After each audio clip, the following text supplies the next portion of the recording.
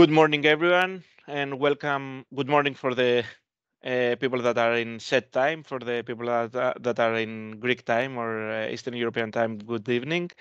Welcome to this highly anticipated second 5G ANA Open Call Info Day webinar. My name is Dimitris Maragos, Communication Specialist at ICCS, and it's my pleasure to be the moderator for today's event. Today marks a significant moment for SMEs and startups passionate about revolutionizing the automotive industry through the power of 5G technology. The 5G ANA project stands at the forefront of this innovation, and we are here to guide you through the myriad of opportunities it represents. Our agenda is packed with insightful sessions designed to equip you with everything you need to know about the 5G ANA project. We'll start with a deep dive into the project's objectives and the groundbreaking technology powering it, followed by an exploration of our experimental platform's capabilities and how you can leverage all these opportunities. That's not all. We also cover the practicalities of deploying your network applications, provide you with a roadmap for the open call application process, and highlight the immense value of networking and collaboration within the 5G ANA ecosystem. So whether you are here to learn, network, or both, you are in the right place. Let's embark on this journey together and explore how 5G technology can unlock new horizons for the automotive industry. Without further ado, let's kick off today's webinar, and I will give the floor to my colleague Irini Liotou in order to make the first presentation. Irini, the floor is yours. Thank you very much, Dimitri, for the excellent introduction.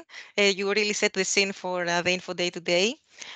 So thank you everyone for joining. It is really our pleasure to have you here, and hopefully you will learn everything you need about the project and about the open call.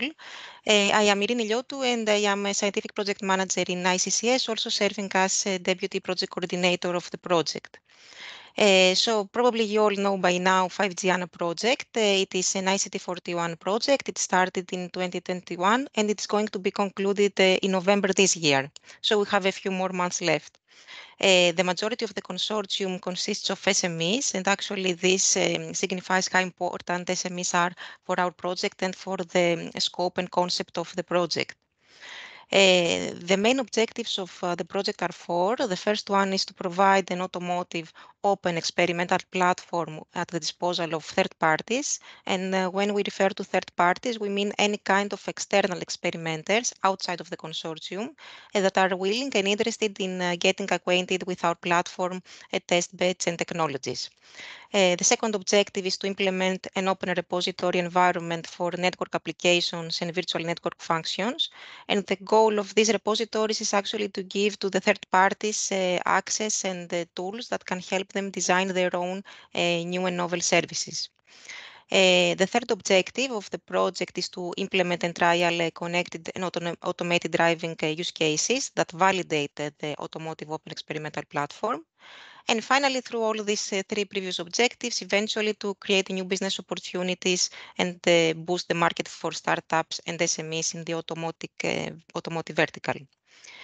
Just to refer to the test beds that our project offers, so there are two different 5G standalone test networks. One is located in Germany, in the city of Fulm, and is operated by Nokia. And the second one that has, again, the 5G ANA platform is located in Ljubljana, Slovenia, and is operated by Telekom Slovenia. Now that I gave a very brief overview of the project, let me go to the open call and first of all describe the motivation for SMEs to participate. The target of the open call is any legal entity in the form of SME or startup that is working in any mobility-related vertical. So please pay attention to the mobility-related word because it's not only limited to the automotive vertical, even though the project basically is addressed to automotive SMEs. However, we have extended our second open call, and we also invite SMEs working, for example, in Industry 4.0, aviation, robotics, or other sectors that have a mobility dimension in their business to also come and experiment using our platform. So these SMEs should be already developing or be interested in developing or testing products, services, or functionalities that leverage 5G capabilities through our platform. So also please pay attention to this because it is either a service or a product or a functionality or even a use case scenario that is novel and you would like to test. The scope of the open call is to help you, the SMEs, develop and integrate innovative ideas using the platform. So in the next slides, I would like to hopefully to address how you can benefit from leveraging the platform, what we offer to you, but also what we expect from you and how you can get involved in this process. First of all, what are the gains that are offered to third-party experimenters, so SMEs and startups? The potential gains that you can get are the following. First of all, access to a canvas that can help you develop new functions and services in the mobility 5G landscape in general. You may test and validate existing or new services, products, scenarios in real time using 5G connectivity. You can get a real-life 5G resources to your hands, so vehicles, onboard units, roadside units, and you can actually access them remotely, or if you go physically to travel to our 5G test beds, even touch them. Also, we offer EdgeMX servers, 5G radio resources, so that we can help you conduct your experiments. Whether you travel to our 5G test bed sites or not, you will have our continuous mentorship and support from our mentorship program that is available on the website. Also, we can help you explore or build new business models for your companies within the 5G ecosystem. And finally, we can help you gain visibility towards the EU, in general, the 5G community, the automotive community, our consortium, and other networks.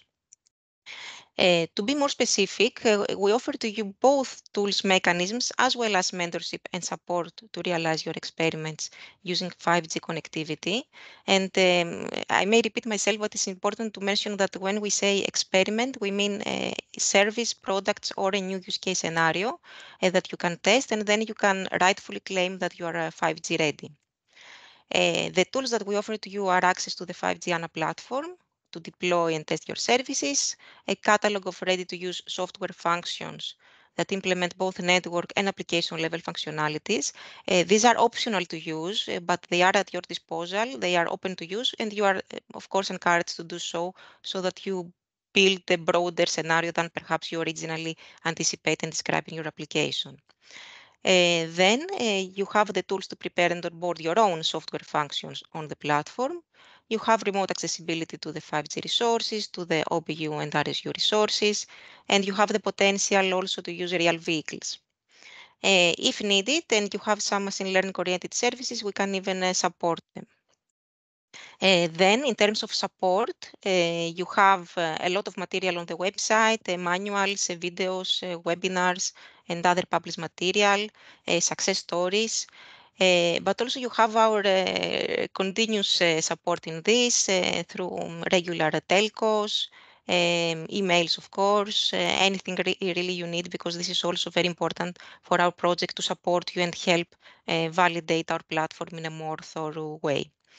A funding of 20,000 euros is available per SME to support your experiments, and I will provide many more details about the funding scheme at the end of this presentation. So there are many success stories, as I mentioned before. You can find information in our website. We have success stories both from our own use cases that have to do with remote driving, manuals coordination, virtual bus tour, high-risk driving hotspot detection, etc. And actually on our website, we recently uploaded videos for all these success stories. So both for our use cases and for the SMEs that had participated in the first open call of the project. So you can also see their experimentation and conclusions. Now, some practical information about how to get involved if you would like to do so. All the information is organized in one place in this Get Involved section. There is this Apply Here button that you can select. You will find all the call documents that are useful for getting acquainted with the open call, the procedures, the logistics, the application. And let me just briefly go through one by one. The first one is the guide for applicants. This is perhaps the first point to land if you want to get involved in the open call, because it describes the scope in terms of the open call, eligibility criteria.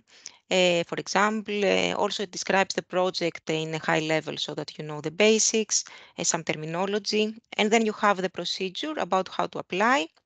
And also you have the procedure about what to expect after the application. So there is a description about the evaluation stage, some time plan, what we expect from you at the end of the experiment, what kind of support you get, and so on. A second important document that we have launched on the website is the technical manual of the platform. This refers perhaps mostly to the SMEs that will be selected for the open call too, but of course you can even now skim through. This is a bit more technical and you don't have to understand it. It's at the moment, it's a document where we try to explain the terminology of the project. We have explain the software starter kits that we provide. And we also have a step-by-step guide for onboarding new software, which may seem overwhelming at the first stage, but once you get acquainted, it will be something easy. And of course, it will be accompanied by our oral support through telcos so that we can do this together. The third one, the most important perhaps, is the open call application form itself. This is a downloadable Word document that you can fill in. Actually, this application form, I would say, even though perhaps I am biased, would not take more than 2 hours to fill in.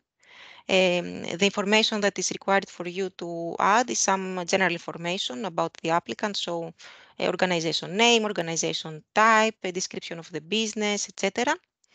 The second thing that we ask from you is to describe the service, solution, product, scenario that you would like to deploy or test on the platform.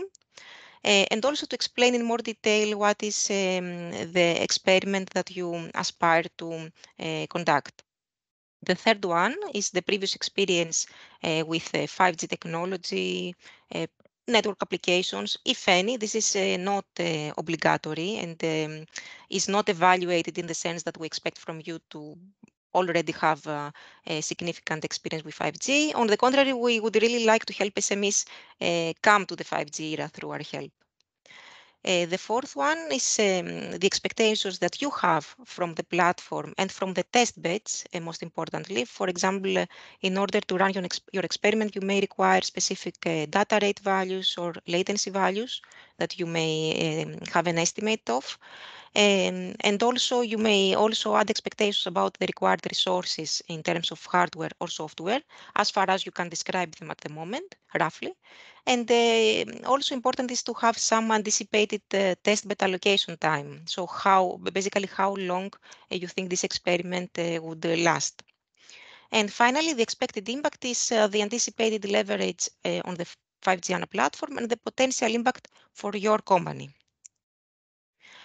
And finally, the fourth important document of this open call is a frequently asked question section, where we answer some key questions. For example, the audience of the open call, how you can apply, who can apply, what to expect, etc. These are questions that hopefully we will answer all of them today, and you can just refer to the FAQ for revision. So going to the question, who can apply and when? As also mentioned before, the call is open only to SMEs and startups. And of course, these have to be legally established in a country that is eligible according to the Horizon Europe rules. Only one entity can apply per proposal, so no consortia are allowed. The application forms shall be submitted anytime online after the launch of the open call. The open call was launched on the 20th of January. So just a few months ago, and it will remain open most probably until August, which is the final month where we expect to attract some SMEs and have sufficient time for the experimentation. However, you are strongly recommended to submit your applications ASAP, first of all, because this is a competitive process and it will be a first come, first served basis that will provide funding only to 5 SMEs. So we will receive and evaluate applications until the available funding of 100,000 euros totally is exhausted. Therefore, you need to submit your applications ASAP so that, first of all, you are one of the first 5 SMEs that apply, but also because we need to have sufficient time ahead for your experiments to be conducted and be concluded necessarily by October 2024. This is the last month of completing an experiment because the project ends in November, as you may recall. However, the duration of each experiment is not fixed and depends on the description and complexity of each experiment. So there is no time restriction from our side. You may start now and finish in 2 months, or you may start now and finish in October. This is just a matter of complexity and, of course, also your strong commitment to continue the experimentation. And now, perhaps the most important information, the funding. So as I mentioned before, a maximum of 5 SMEs will be accommodated on a first-come, first-served basis. This leads to a funding of 20,000 euros to each SME.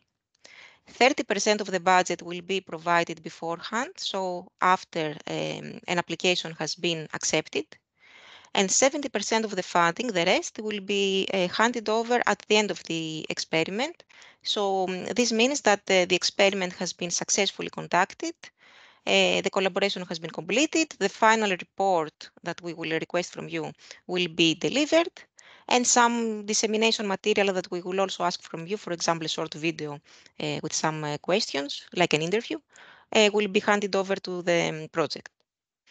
We will have a monitoring procedure that will ensure that the experiments will continue and progress as planned. For example, if there is an SME that has lost contact with the project for a serious period of time, you understand that we need to release the funding and provide it to another applicant, again on the first-come, first-served basis. If more than 5 SMEs apply to the open call, the first 5 will be funded. However, the 6th or rest ones can still experiment with the project, however, on a voluntary basis, so without any financing from our side, unless some budget becomes available because a previous applicant has been underperforming. So this means that if you really have an interest in making your services or products 5G ready, you have the chance. Of course, this is also subject to the resources of the project. So we cannot accommodate, for example, more than, it's just saying a number 10 SMEs. This is something that our resources cannot support, but we will really try to do our best and support as many SMEs as possible. The time plan of the project, since there is no actual deadline rather than the October 2024 milestone that marks the completion of the experimentation phase, it is on a rolling basis. So first you submit the application, step 1, then your application is really quickly evaluated within 1 or 2 weeks. We evaluate the eligibility of the SME. So whether the rules that Horizon imposes are respected. And we also do feasibility checks, which means we check whether your experiment is viable for the platform and also interested. So whether it is in scope in this mobility-related concept and also interesting for our project. Then we either accept or reject an application and we notify the applicant. And immediately start with some logistics, so signing a micro-project agreement, releasing the 30% of the funding, and then immediately starting the experiment with the deadline to conclude it by October. In October, we expect the final report, the video, and we will release the second installment of the funding. This is our flyer. You may see that in our social media. And regarding the open call, just to let you know that the results have been announced and the winner has been Link Robotics. It has been a pleasure to work with this SME. They have conducted a really nice and useful experiment, both for validating our platform, but also for their business. And you can also see the description of their experiment on the website. And also we will announce in the next days an interview of them or a short report, let's say, from them after announcing the award. This is all from my side. Dimitris, thank you very much. I don't know if we should take questions now about the open call or whether we wait. Maybe it's better at the end after all the Okay. presentations are fulfilled. Thank you very much, Irini, for the analytical and comprehensive presentation. Then let me now give the floor to our colleague from Nextworks, Gabriele Sivoletto, that he will introduce us to the capabilities of the 5G ANA platform for third-party developers. Gabriele, the floor is yours. Okay, thank you, Dimitris. I hope you can see my screen. Okay, my name is Gabriele Sivoletto. I'm a senior software engineer from Nextworks. Irini already introduced the project, so I will go to the technical part.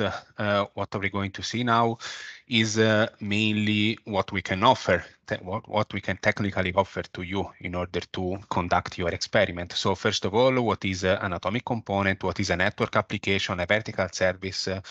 What are the applications that you can onboard in our platform and conduct, the tests? Then an high-level overview of what is the experimentation platform and its components, and what we can offer in terms of capabilities of the experimentation platform, and finally, which are our 5G testbeds that we are offering, and Irini nicely introduced it before. So definition, what is an atomic component? Basically, an atomic component is whatever virtualizable function that you can deploy within a container, so within a virtual environment. It will be components. It would be composed by an application, so with also licenses, documentation, test cases, and all the requirements, the required information to run the application itself. What is a network application? Basically, a network application is a composition of more than one atomic component. So you can create a sort of network graph, hardware dependency, monitoring information, computing constraints, and so on. What is a vertical service? A vertical service is a composition of network applications that you can deploy across all the cloud edge IoT continuum. So it could be deployed in some far edge devices like mobile phones or whatever. It would be deployed in the edge servers, so all the hardware components that are located close to the sensors and to the far edge devices, or in the cloud. So 5G YANA platform in a nutshell. So what we can offer. Using the 5G YANA platform, you can deploy your own application over a 5G testbed. So you can bring your own application that could be open source, could be also closed source or open to use. You can register and onboard your application in our testbed, in our platform. You can also reuse existing pre-developed network functions, so applications that have been deployed and been developed within the context of the project. You can pre-test your application using our DevOps environment. You can also test, you can also use our hardware elements. I'm going to introduce what we can offer later on. You can monitor your application during the experimentation phase using our monitoring platform. And you can also validate, of course, your application using a real 5G testbed. I'm going to introduce the testbed later on. So this is the high-level overview of the testbed. The entry point of the 5G YANA testbed is the NetApp Toolkit. Using the NetApp Toolkit, you can bring your own application and you can onboard. Then you can onboard the application in our platform. There is also this VNF repository, so you can onboard your application and the metadata associated to your application in our catalogs. there is this application orchestrator that is basically the components that you can use to run, to instantiate your application in our platform, in the testbed, basically.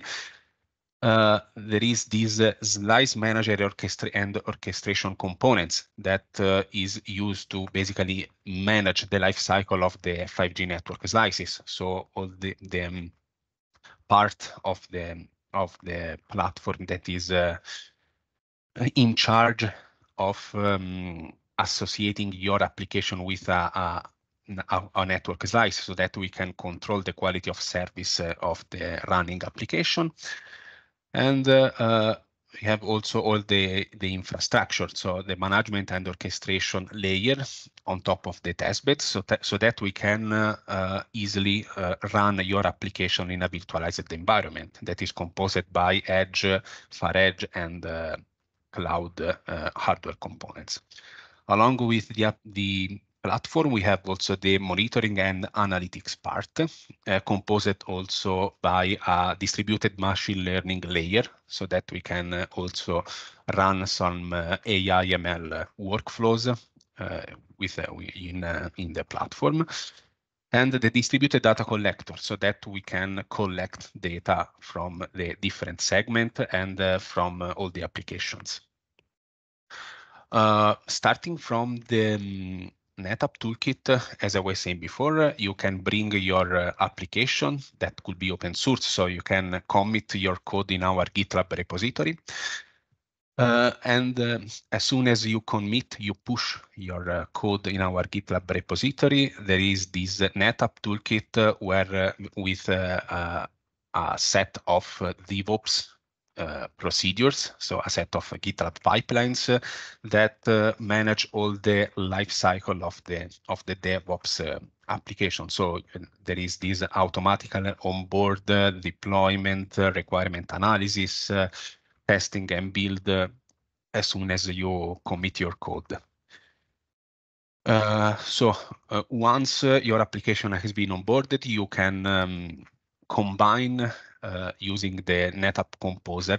You can combine your applications to create a network service. As I was saying before, a network service is composed by 2 or more atomic components. So using a graphical interface, you can combine 2 or more atomic components to create a more complex network application. Once you have built your network application, you can instantiate your network application in our testbeds. And once the network application is instantiated, you can monitor the behavior and the performance of the network application using the monitoring platform, so that you can monitor the status of the application, how the network is behaving, how your application is behaving in terms of CPU, RAM, networks, network metrics, and so on and so forth. So, as I was saying before, we can offer 2 testbeds. The first one is the Nokia testbed located in Ulm.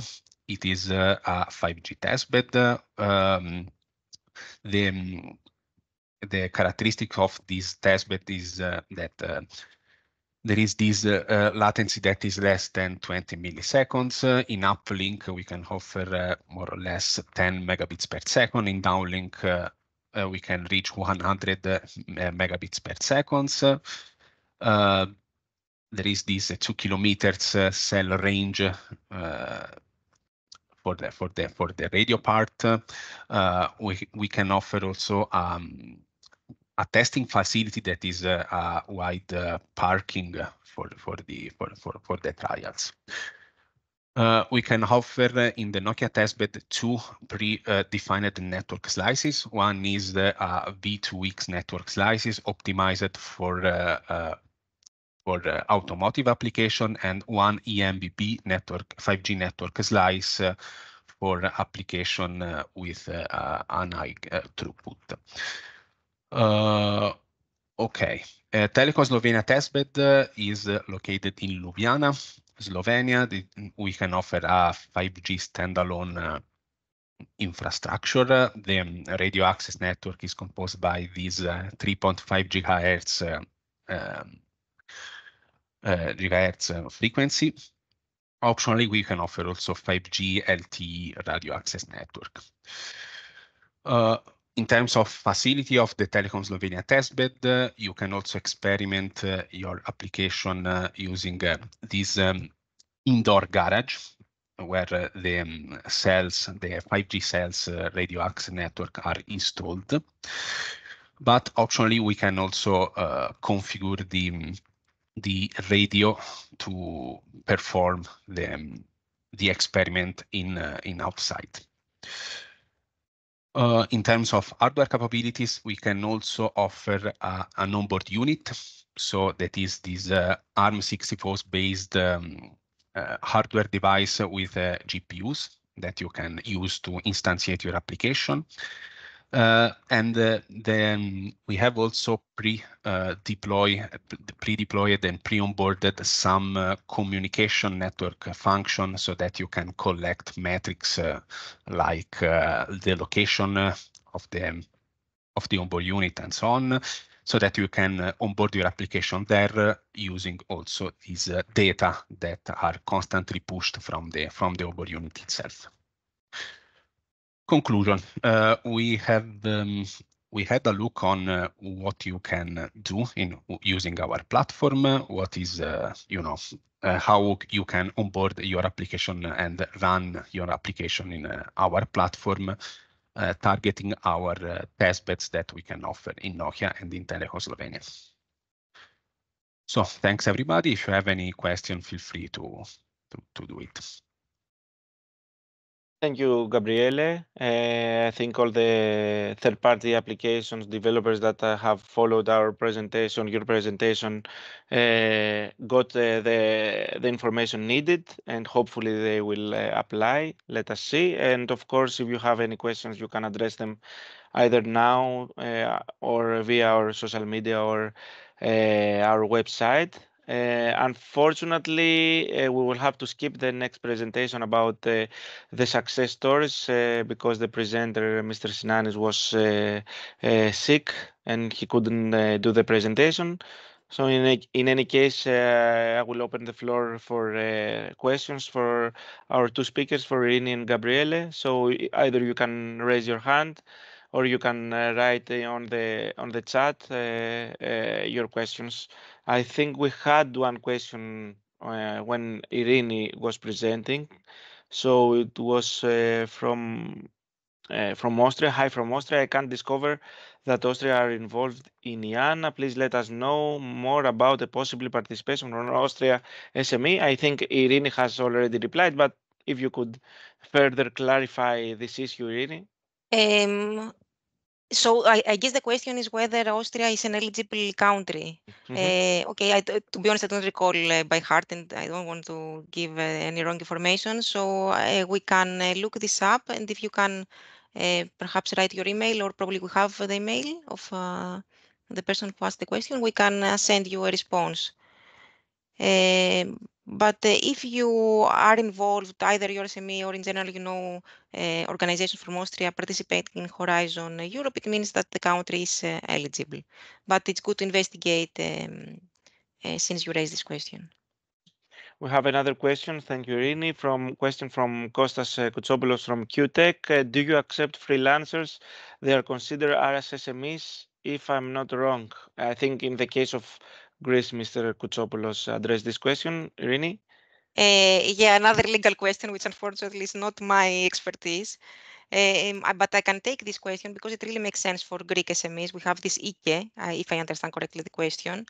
I think they are considered SMEs, but again, I don't want to mislead anyone. So we can take this to our admin department and we can respond to your email directly, Mr. Koutsopoulos. Okay. You are welcome. Do you have another question for Gabriele, a more technical one or more administrative one for Irini? Or it was everything crystal clear? Just to mention that since unfortunately we missed the presentation of the success stories, which I believe would add value because you would see some hands-on examples. However, we're going to record this part from the presenter who is missing and append it to the recording of this video. So you can come back and look at this when you receive the link.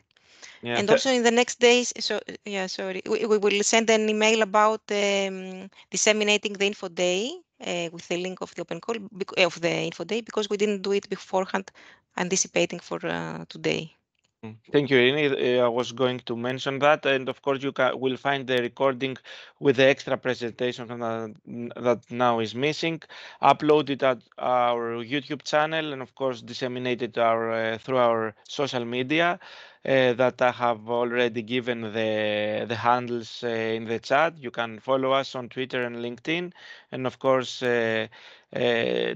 you can follow the YouTube channel where we have uploaded not only the project videos, but as Irini have said on her presentation, the best practices about the use cases, the third-party application presentation from Link Robotics, and everything you need to know from our project.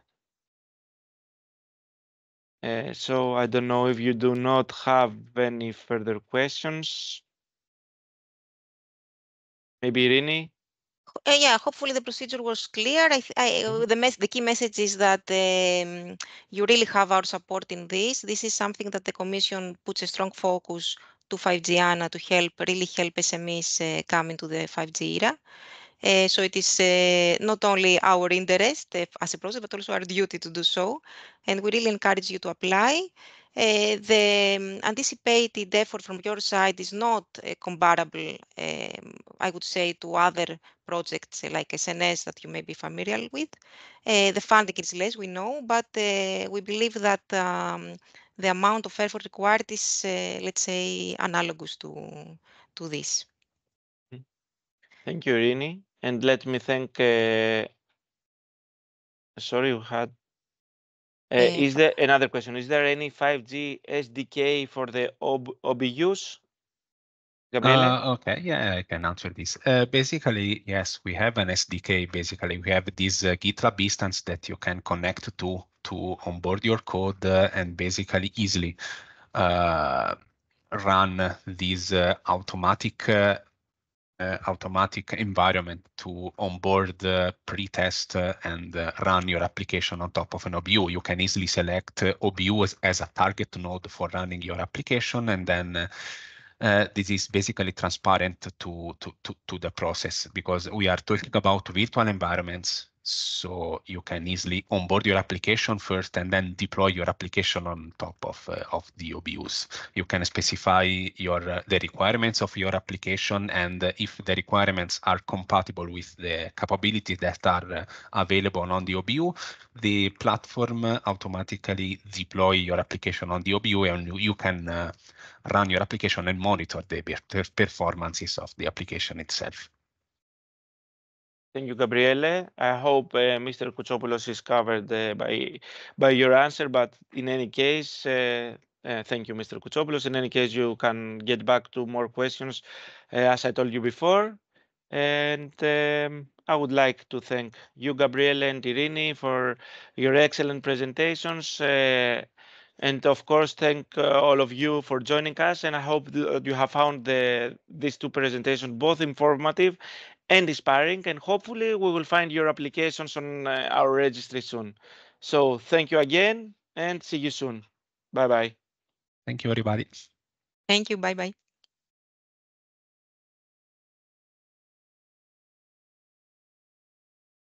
Good morning, everyone, and welcome. Good morning for the people that are in set time, for the people that are in Greek time or Eastern European time. Good evening.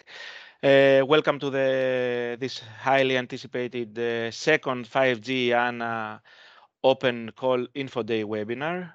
My name is Dimitris Maragos, Communication Specialist at ICCS, and it's my pleasure to be the moderator for today's event. Today marks a significant moment for SMEs and startups passionate about revolutionizing the automotive industry through the power of 5G technology. The 5G ANA project stands at the forefront of this innovation, and we are here to guide you through the myriad of opportunities it represents. Our agenda is packed with insightful sessions designed to equip you with everything you need to know about the 5G ANA project. We'll start with a deep dive into the project's objectives and the groundbreaking technology powering it, followed by an exploration of our experimental platform's capabilities and how you can leverage all these opportunities.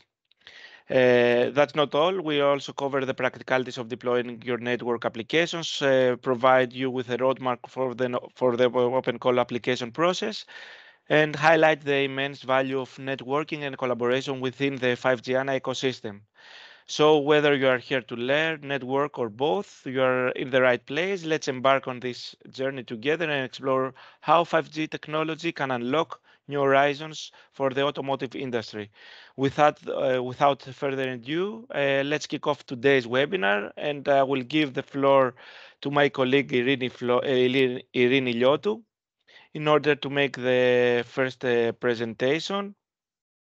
Irini, the floor is yours. Thank you very much, Dimitri, for the excellent introduction. You really set the scene for the Info Day today. So thank you everyone for joining. It is really our pleasure to have you here, and hopefully you will learn everything you need about the project and about the open call. I am Irini Liotou, and I am a scientific project manager in ICCS, also serving as deputy project coordinator of the project. So probably you all know by now 5G ANA project. It is an ICT 41 project. It started in 2021 and it's going to be concluded in November this year. So we have a few more months left. The majority of the consortium consists of SMEs, and actually this signifies how important SMEs are for our project and for the scope and concept of the project. The main objectives of the project are four. The first one is to provide an automotive open experimental platform at the disposal of third parties. And when we refer to third parties, we mean any kind of external experimenters outside of the consortium that are willing and interested in getting acquainted with our platform, test beds and technologies. The second objective is to implement an open repository environment for network applications and virtual network functions. And the goal of these repositories is actually to give to the third parties access and tools that can help them design their own new and novel services. The third objective of the project is to implement and trial connected and automated driving use cases that validate the automotive open experimental platform. And finally, through all of these three previous objectives, eventually to create new business opportunities and boost the market for startups and SMEs in the automotive vertical. Just to refer to the test beds that our project offers, so there are two different 5G standalone test networks. One is located in Germany, in the city of Ulm, and is operated by Nokia. And the second one that has, again, the 5G ANA platform is located in Ljubljana, Slovenia, and is operated by Telekom Slovenia. Now that I gave a very brief overview of the project, let me go to the open call and first of all describe the motivation for SMEs to participate. The target of the open call is any legal entity in the form of SME or startup that is working in any mobility-related vertical. So please pay attention to the mobility-related word because it's not only limited to the automotive vertical, even though the project basically is addressed to automotive SMEs. However, we have extended our second open call, and we also invite SMEs working, for example, in Industry 4.0, aviation, robotics, or other sectors that have a mobility dimension in their business to also come and experiment using our platform. So these SMEs should be already developing or be interested in developing or testing products, services, or functionalities that leverage 5G capabilities through our platform. So also please pay attention to this because it is either a service or a product or a functionality or even a use case scenario that is novel and you would like to test. The scope of the open call is to help you, the SMEs, develop and integrate innovative ideas using the platform.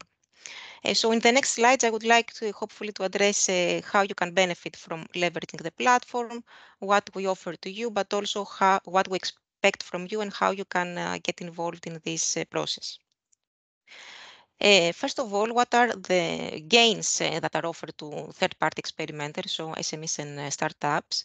The potential gains that you can get are the following. First of all, access to a canvas that can help you develop new functions and services in the mobility 5G landscape in general.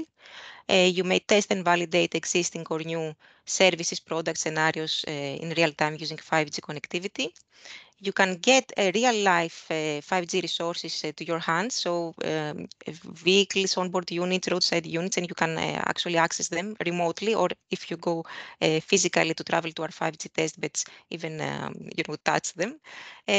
Also, we offer Edge MX servers, 5G radio resources, so that we can help you conduct your experiments. Whether you travel to our 5G test bed sites or not, you will have our continuous mentorship and support from our mentorship program that is available on the website. Also, we can help you explore or build new business models for your companies within the 5G ecosystem. And finally, we can help you gain visibility towards the EU, in general, the 5G community, the automotive community, our consortium, and other networks. To be more specific, we offer to you both tools mechanisms as well as mentorship and support to realize your experiments using 5G connectivity. And I may repeat myself, but it's important to mention that when we say experiment, we mean service, products, or a new use case scenario that you can test, and then you can rightfully claim that you are 5G ready. The tools that we offer to you are access to the 5G ANA platform to deploy and test your services, a catalog of ready-to-use software functions that implement both network and application level functionalities. These are optional to use, but they are at your disposal. They are open to use, and you are, of course, encouraged to do so that you build a broader scenario than perhaps you originally anticipate and describe in your application. Then you have the tools to prepare and onboard your own software functions on the platform. You have remote accessibility to the 5G resources, to the OBU and RSU resources, and you have the potential also to use real vehicles. If needed, and you have some machine learning oriented services, we can even support them. Then, in terms of support, you have a lot of material on the website, manuals, videos, webinars, and other published material, success stories. But also you have our continuous support in this through regular telcos, emails, of course, anything really you need, because this is also very important for our project to support you and help validate our platform in a more thorough way. A funding of 20,000 euros is available per SME to support your experiments, and I will provide many more details about the funding scheme at the end of this presentation. So there are many success stories, as I mentioned before. You can find information in our website. We have success stories both from our own use cases that have to do with remote driving, maneuvers coordination, virtual bus tour, high-risk driving hotspot detection, etc. And actually on our website, we recently uploaded videos for all these success stories. So both for our use cases and for the SMEs that had participated in the first open call of the project. So you can also see their experimentation and conclusions. Now, some practical information about how to get involved if you would like to do so. All the information is organized in one place in this Get Involved section. There is this Apply Here button that you can select. You will find all the call documents that are useful for getting acquainted with the open call, the procedures, the logistics, the application. And let me just briefly go through one by one. The first one is the guide for applicants. This is perhaps the first point to land if you want to get involved in the open call, because it describes the scope in terms of the open call, eligibility criteria. For example, also it describes the project in a high level so that you know the basics, some terminology, and then you have the procedure about how to apply. And also you have the procedure about what to expect after the application. So there is a description about the evaluation stage, some time plan, what we expect from you at the end of the experiment, what kind of support you get, and so on. A second important document that we have launched on the website is the technical manual of the platform. This refers perhaps mostly to the SMEs that will be selected for the open call too, but of course you can even now skim through. This is a bit more technical and you don't have to understand it. It's at the moment, it's a document where we try to explain the terminology of the project. We have explain the software starter kits that we provide. And we also have a step-by-step guide for onboarding new software, which may seem overwhelming at the first stage, but once you get acquainted, it will be something easy. And of course, it will be accompanied by our oral support through telco so that we can do this together. The third one, the most important perhaps, is the open call application form itself. This is a downloadable Word document that you can fill in. Actually, this application form, I would say, even though perhaps I am biased, would not take more than 2 hours to fill in. The information that is required for you to add is some general information about the applicant, so organization name, organization type, a description of the business, etc. The second thing that we ask from you is to describe the service, solution, product, scenario that you would like to deploy or test on the platform. And also to explain in more detail what is the experiment that you aspire to conduct.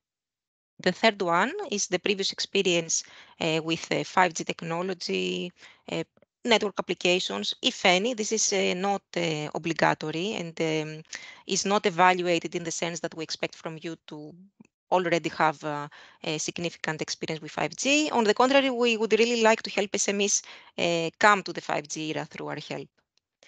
The fourth one is the expectations that you have from the platform and from the test beds, most importantly. For example, in order to run your experiment, you may require specific data rate values or latency values that you may have an estimate of. And also, you may also add expectations about the required resources in terms of hardware or software, as far as you can describe them at the moment, roughly.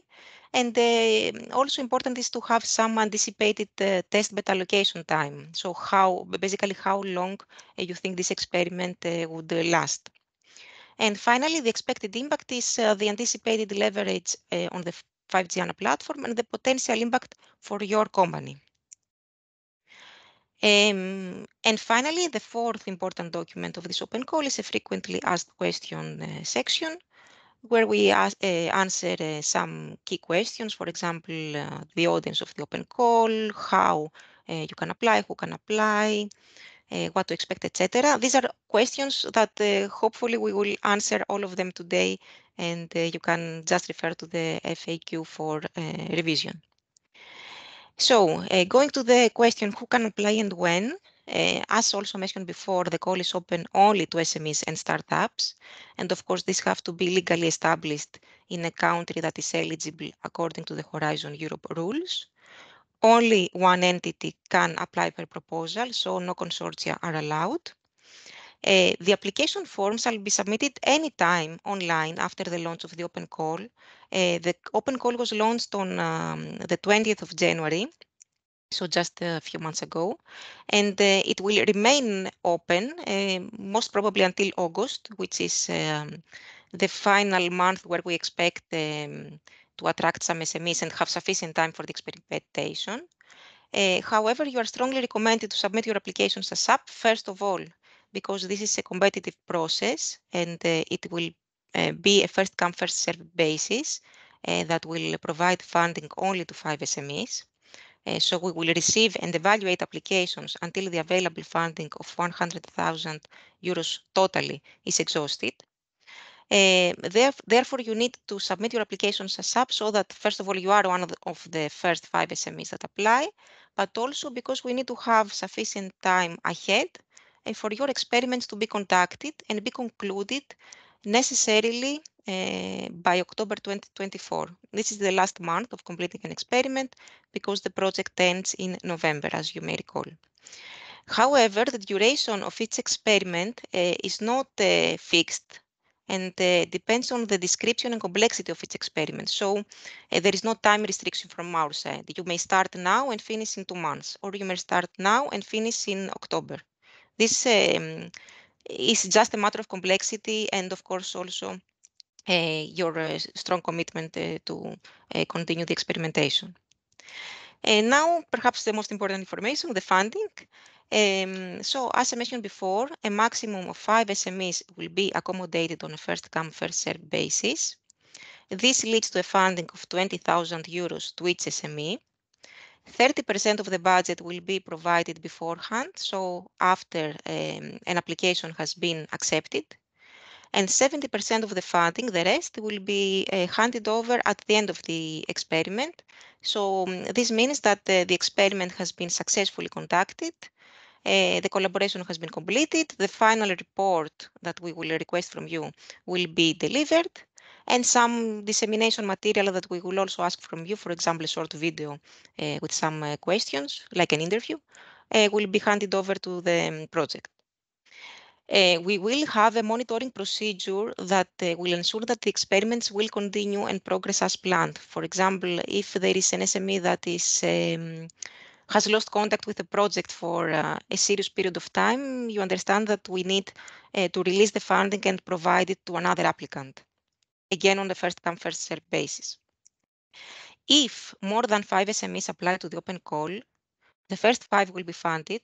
However, the 6th or rest ones can still experiment with the project, however, on a voluntary basis, so without any financing from our side, unless some budget becomes available because a previous applicant has been underperforming.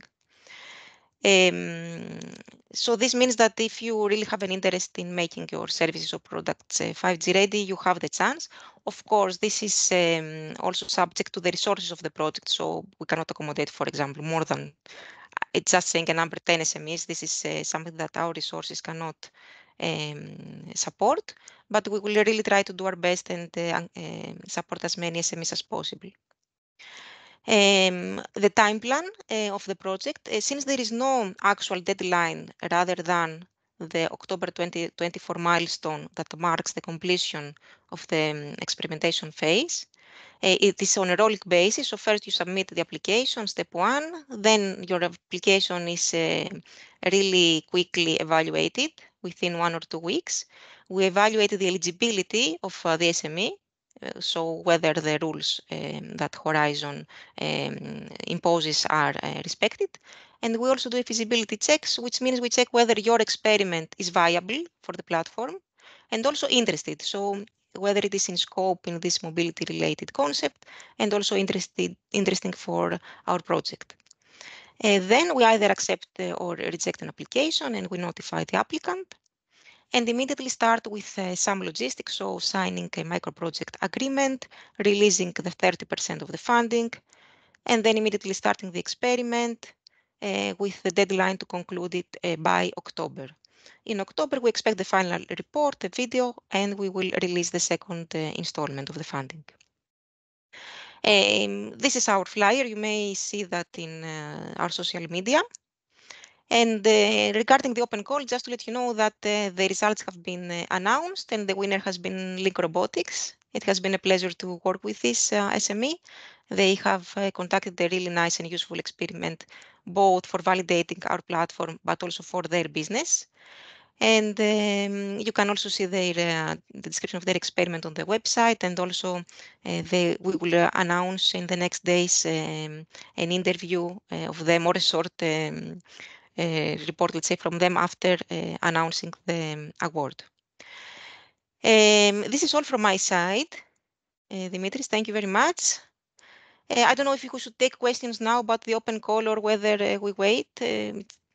Maybe it's better at the end after all the Okay. presentations are fulfilled. Thank you very much, Irini, for the analytical and comprehensive presentation. Then let me now give the floor to our colleague from NextWorks, Gabriele Sivoletto, that he will introduce us to the capabilities of the 5G ANA platform for third-party developers.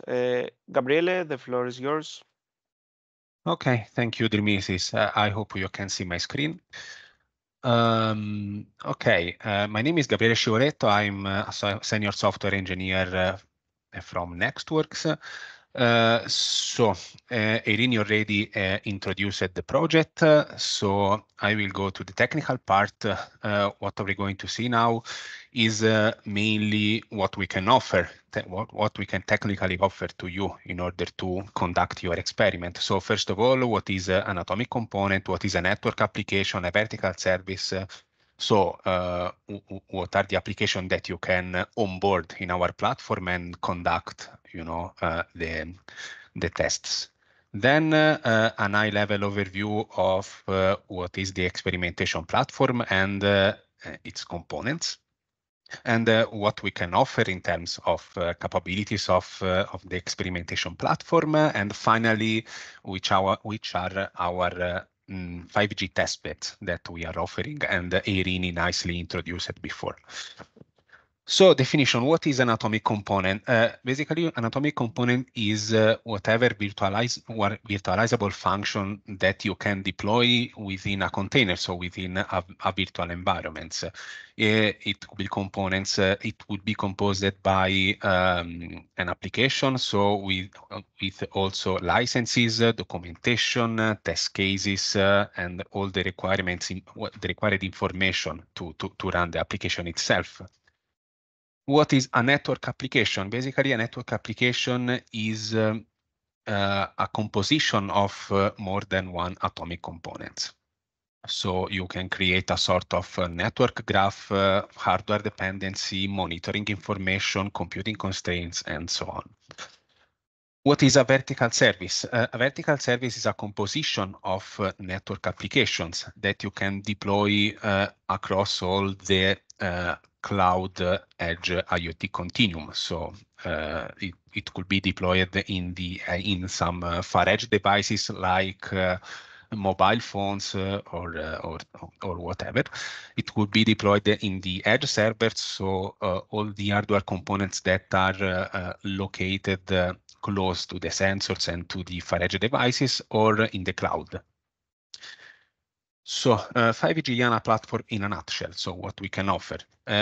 Using the 5G YANA platform, you can deploy your own application over a 5G testbed. So you can bring your own application that could be open source, could be also closed source or open to use. You can register and onboard your application in our testbed, in our platform. You can also reuse existing pre-developed network functions, so applications that have been deployed and been developed within the context of the project. You can pre-test your application using our DevOps environment. You can also test, you can also use our hardware elements. I'm going to introduce what we can offer later on.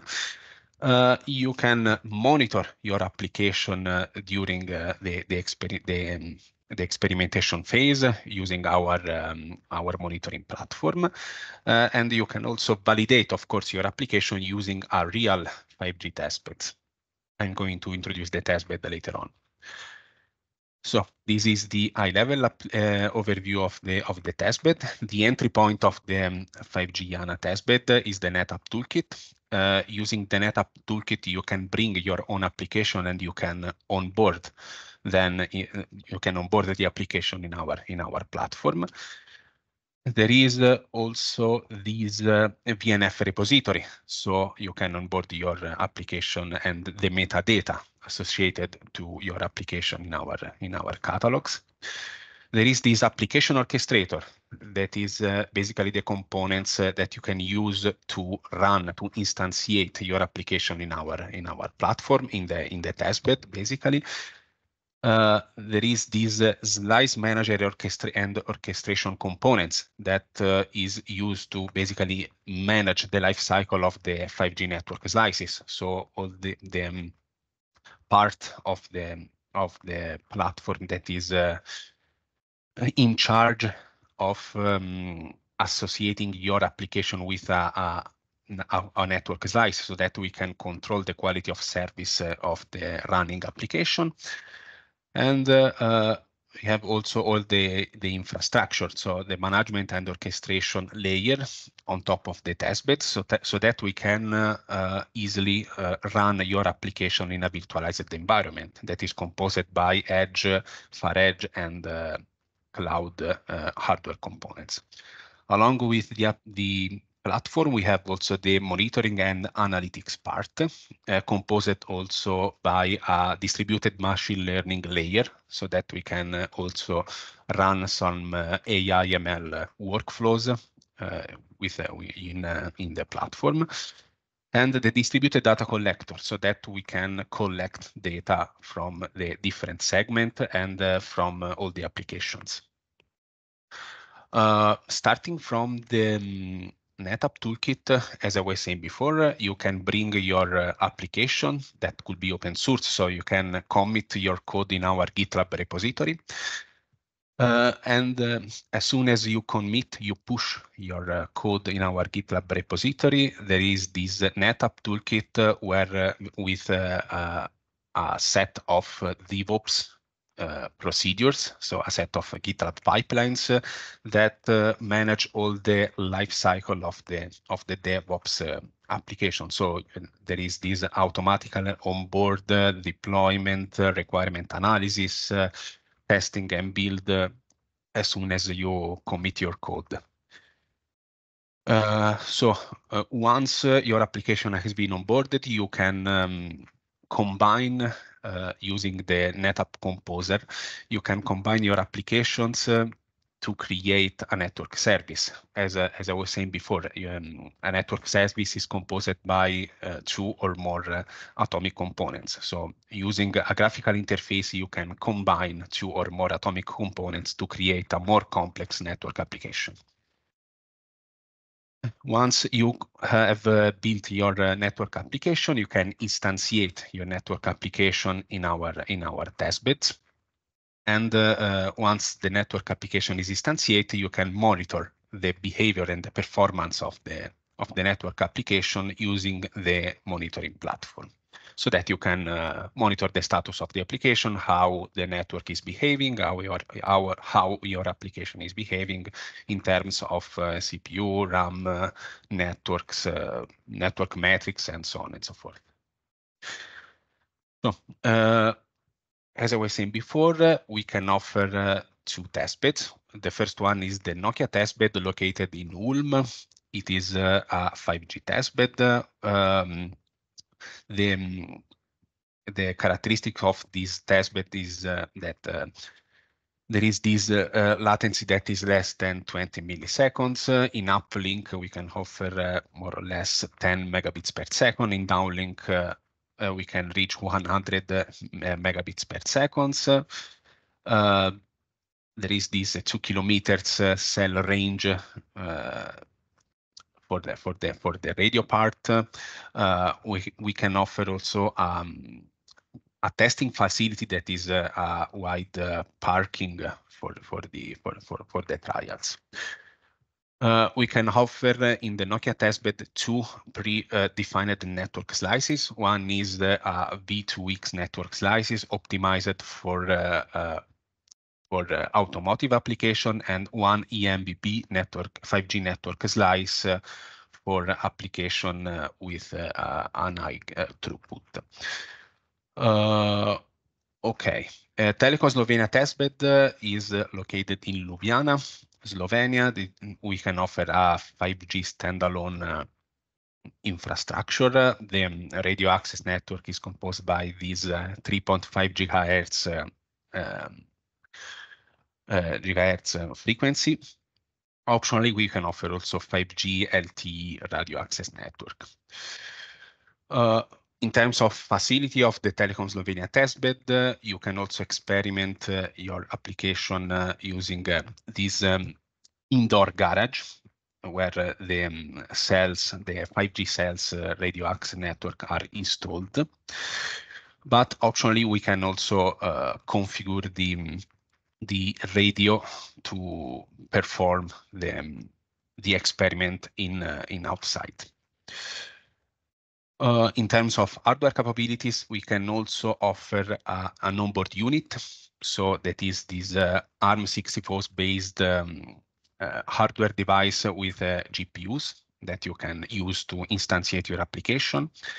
Then we have also pre-deployed and pre-onboarded some communication network function so that you can collect metrics like the location of the onboard unit and so on, so that you can onboard your application there using also these data that are constantly pushed from the onboard unit itself.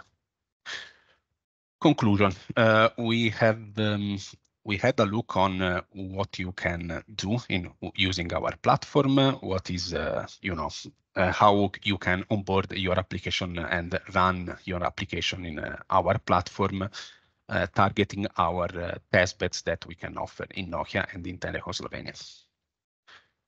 So thanks everybody. If you have any question, feel free to do it. Thank you, Gabriele. I think all the third-party applications developers that have followed our presentation, your presentation, got the information needed, and hopefully they will apply. Let us see. And of course, if you have any questions, you can address them either now or via our social media or our website. Unfortunately, we will have to skip the next presentation about the success stories because the presenter, Mr. Sinanis, was sick and he couldn't do the presentation. So in any case, I will open the floor for questions for our two speakers, for Irini and Gabriele. So either you can raise your hand or you can write on the chat your questions.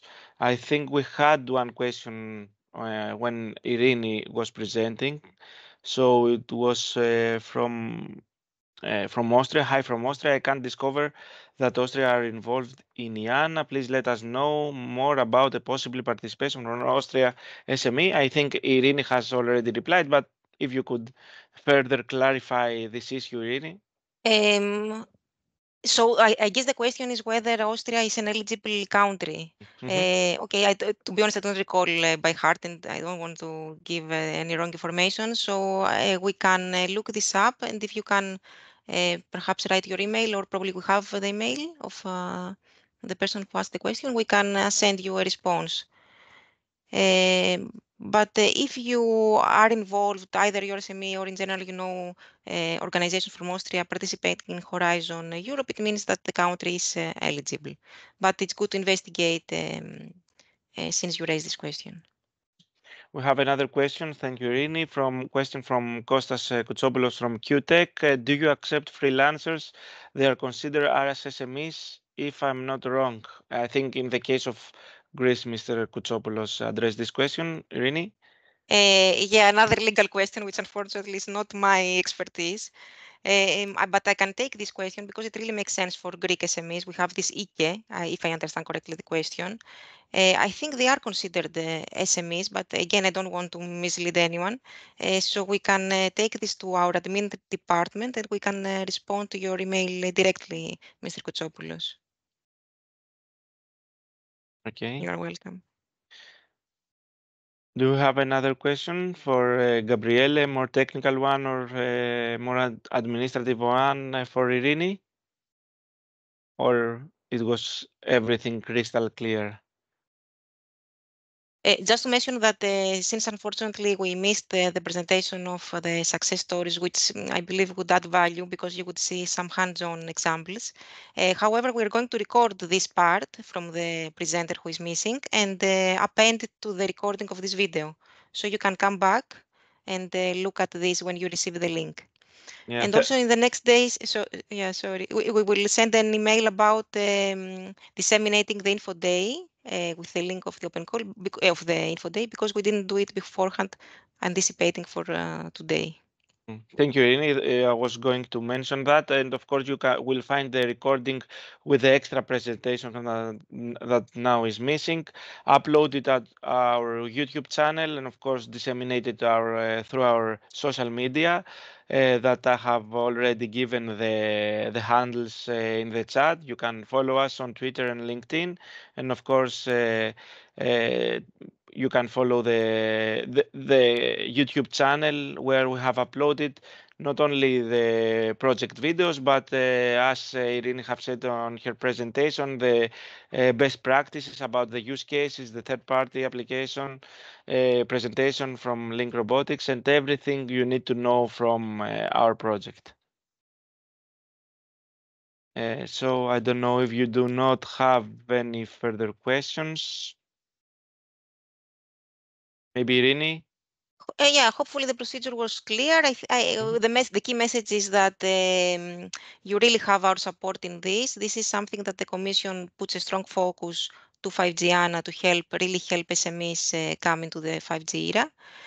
So it is not only our interest as a project, but also our duty to do so. And we really encourage you to apply.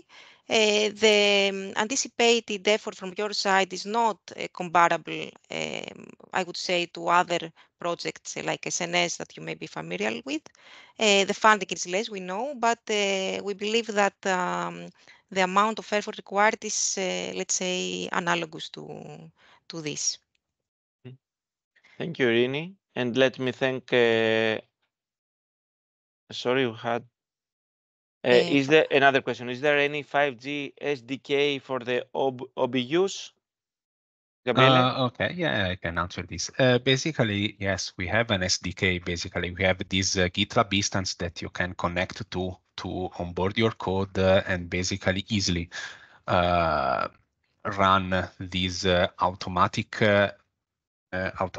environment to onboard, pre-test, and run your application on top of an OBU. You can easily select OBU as a target node for running your application, and then this is basically transparent to the process, because we are talking about virtual environments. So you can easily onboard your application first and then deploy your application on top of the OBUs. You can specify the requirements of your application, and if the requirements are compatible with the capabilities that are available on the OBU, the platform automatically deploy your application on the OBU, and you can run your application and monitor the performances of the application itself.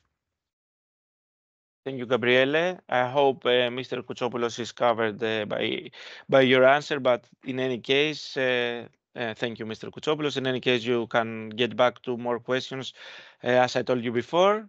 And I would like to thank you, Gabriele and Irini, for your excellent presentations. And of course, thank all of you for joining us. And I hope you have found these two presentations both informative and inspiring. And hopefully, we will find your applications on our registry soon.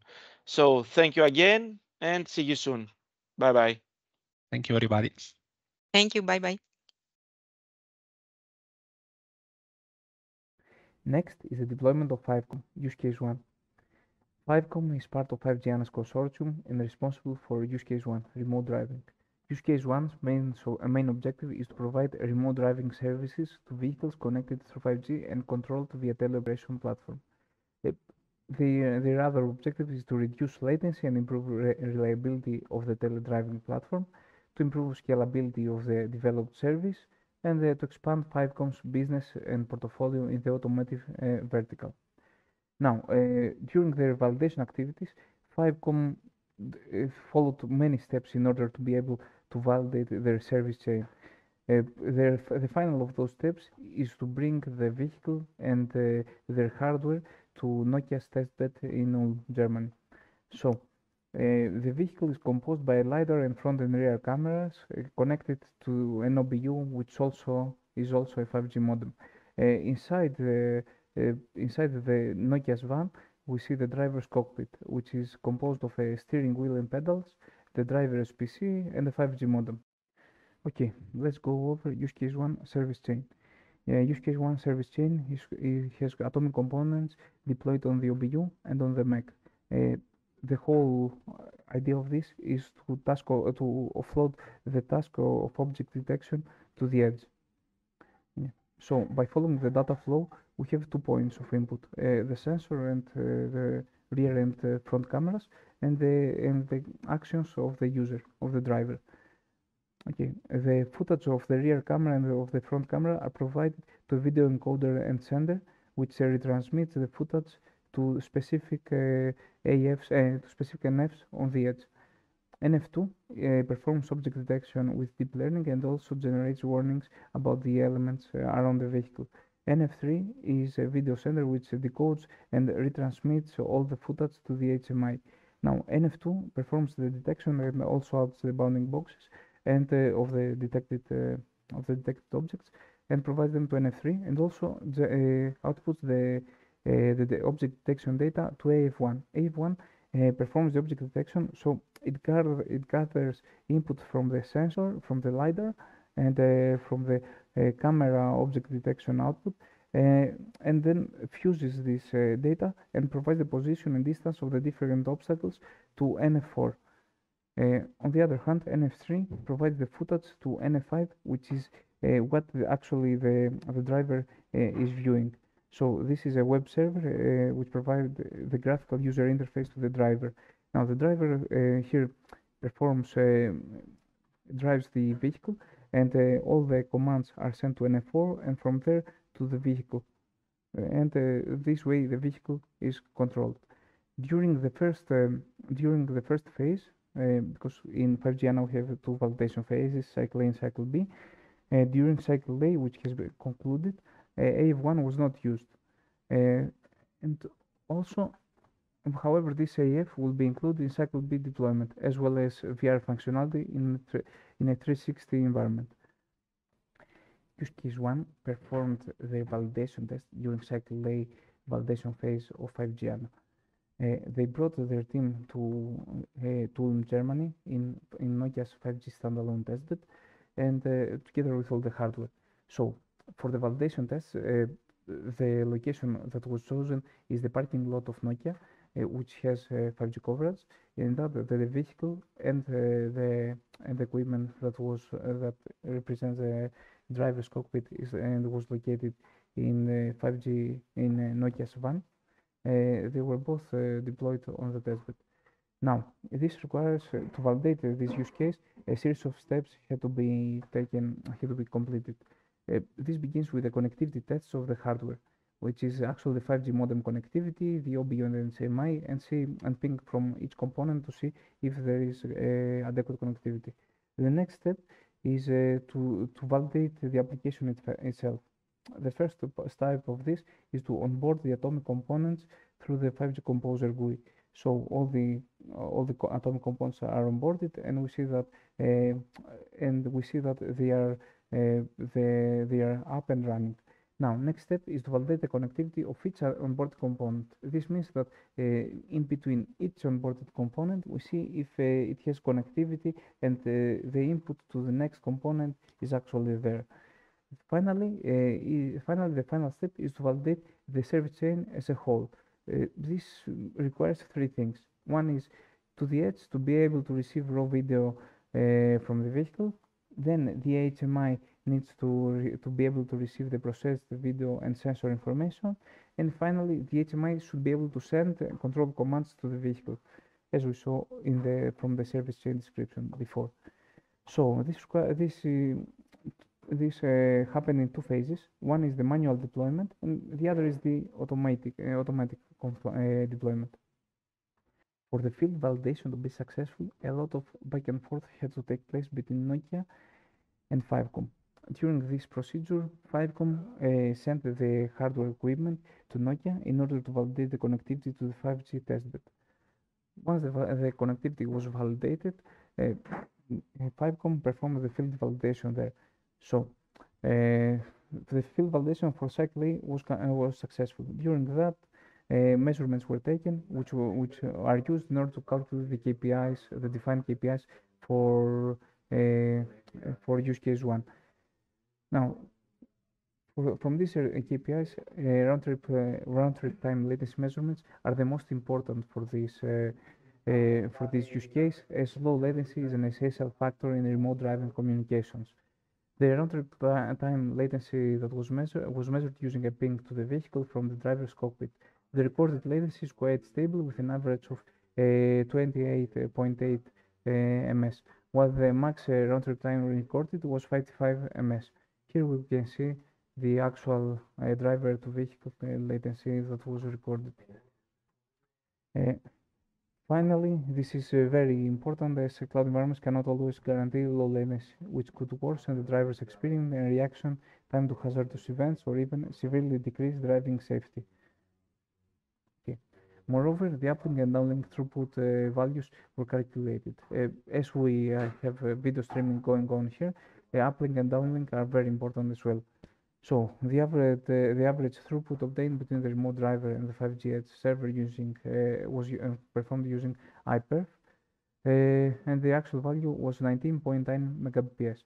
This throughput proved to be good enough value to support the transmission of front and rear videos, vehicles, sensor data, warnings, and driver commands to the vehicle.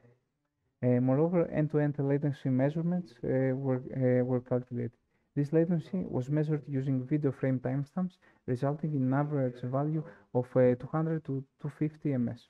This value includes the latency from steering wheel pedals, driving commands to the vehicle movement passing data through the entire service chain to do so.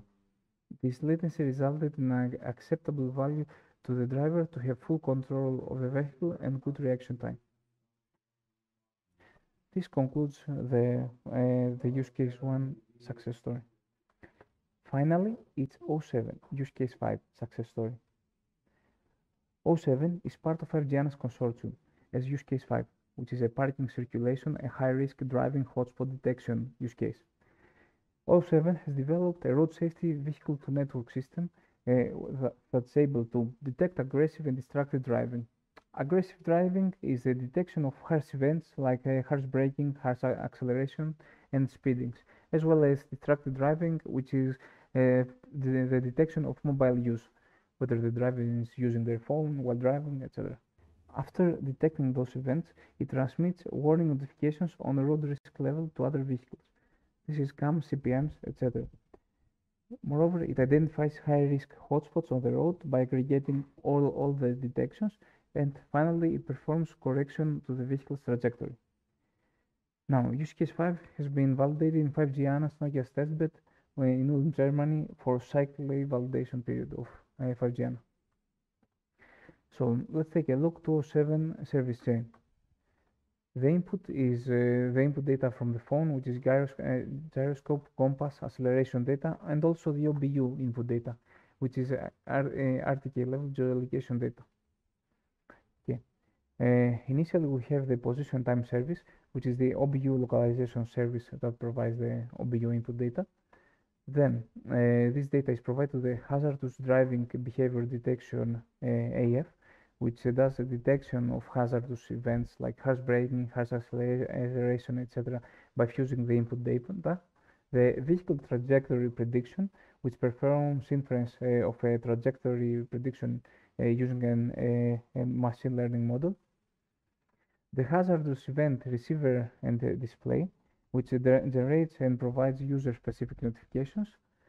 And all these are performed on the OBU. The aggregation of this data is being performed on the edge. So all these notifications and data collected are being transmitted through CAM and DEN messages on the edge, and then they are gathered to the aggregated road risk level AF, and and each road segment is assigned a different risk level. O7 scenarios. So in all those 7 scenarios, we have 2 vehicles.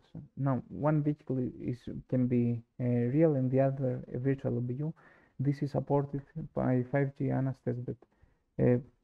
In all scenarios, the idea is the following. The driver in junction stops and wants to turn right. This one here. Driver in corner is speeding and accelerates harshly and transmits harsh event notifications. Driver in junction, this one here, receives notification of increased risk and adjusts their behavior, cross the junction more carefully, etc. Includes also the case where the driver in junction has poor visibility. Example is weather, road, curvature, obstructions on the road, bad parking, etc.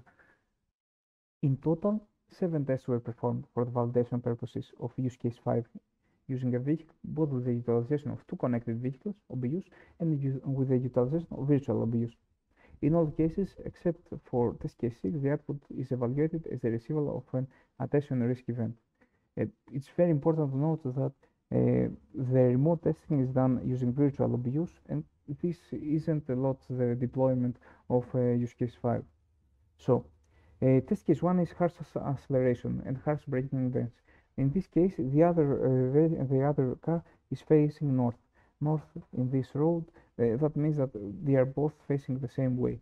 Okay. In test cases 2 to 4, we have speeding, harsh acceleration, and harsh braking events. In this case, we have two different cases. One is when both of those directions are in the same road. So as we have a vehicle that is speeding or braking harshly, for example, in front of the car, etc., there must be a notification event. And the other is that although there is a vehicle, it is on the different side of the road, going on the opposite direction, so no notification should be present. Then there is the mobile phone usage event. The test is the same, so it depends on in which side of the road the other vehicle is. And then is the clustering of harsh events. This is just visualized on the console. And finally, it's the case where the vehicle enters an area with an aggregated risk and receives an attention risk event. So in this case, the aggregation of all the risk events has happened on the edge, and when the vehicle, the OBU, joins that area, it receives an attention risk event, like it's a dangerous junction, etc. O7 onboarded its service chain on 5G IANA's platform and conducted thorough testing in 5G IANA in Nokia's 5G standalone testbed. Initially, as described, this happened utilizing virtual OBUs remotely. This was a critical step in developing and validating the use case for 2 reasons. Remote deployment and virtualized OBUs utilization provided precious feedback, which could cost a lot to do this manually every time. The second is the setup was ready to be deployed on real OBUs with minor modifications. That means that both the setup of the virtual OBUs and the real OBUs is the same, so this eases the deployment as well. And then the next step is doing a field deployment. As with use case 1 and with Link Robotics, date was scheduled. The 5G, the Nokia's team was ready to accept O7 and its use case in every case. And the validation tests, as were described beforehand, happened on that day. Finally, there was a third validation, which is during the project's review demo session by utilizing actual OBUs. All the tests were completed successfully, and the measurements were gathered, and the KPIs are being calculated as they are part of the next cycle. Thanks a lot. This was O7's use case. Thanks a lot. This was O7's success story.